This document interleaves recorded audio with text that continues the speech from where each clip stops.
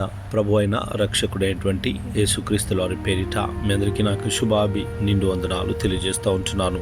ఈరోజు దేవుని యొక్క వాగ్దానము కీర్తనల గ్రంథము 71వ అధ్యాయము 14వ వచనము. నేను ఎల్లప్పుడూ నిరీక్షింతును, నేను మరీ ఎక్కువగా నిన్ను నేను కీర్తింతును అని దేవుని వాక్యము సెలవిస్తూ ఉంటుంది. నా ప్రియ సహోదరి సహోదరుడా, ఇక్కడ కీర్తనకారుడు ఏమని బోధిస్తున్నాడు అంటే, నేను నీ యందు ఎప్పుడు కూడా నిరీక్షణ ఉంచుతాను అంటున్నాడు. అదే విధముగా అంటున్నాడు, నేను నిన్ను ఇంకా ఎక్కువగా కీర్తిస్తాను అంటున్నాడు.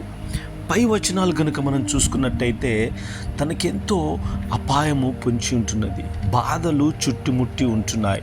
తనను మరెంతగానో బాధిస్తున్నటువంటి బాధలలో కూడా ఆయన ఒక మంచి వచనాన్ని పలుకుతూ ఉంటున్నాడు. నేనెల్లప్పుడూ అంటున్నాడు ఆయన, మరి దేవుని మీదనే నిరీక్షణ ఉంచుతాను అని చెప్తా ఉంటున్నాడు.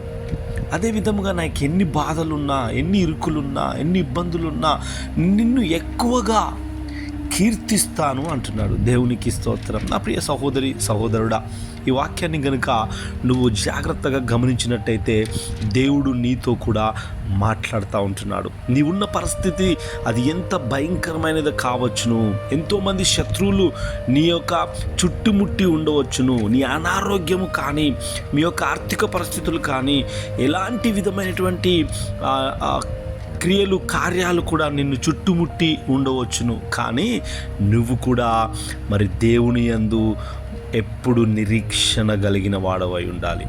అదే విధముగా ఈ సమయంలోనే నువ్వు దేవుణ్ణి ఎక్కువగా కీర్తించేవాడుగా ఉండాలి. అప్పుడు నీ సమస్యలన్నీ తొలగిపోతాయి.